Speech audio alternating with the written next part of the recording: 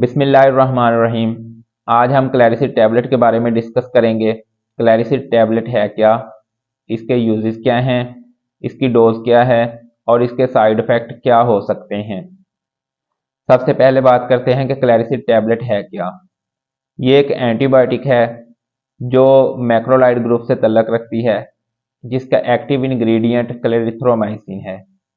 ये bacterial infection के लिए यूज़ होती है।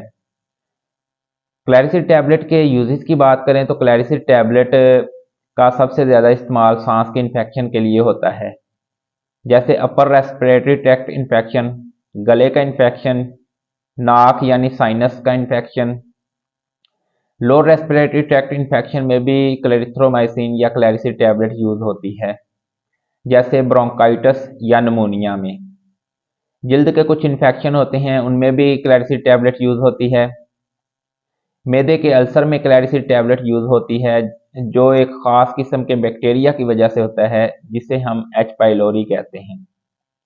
क्लैरिसिड टैबलेट की डोज की बात करें तो क्लैरिसिड टैबलेट 250 मिलीग्राम और 500 मिलीग्राम में अवेलेबल होती है।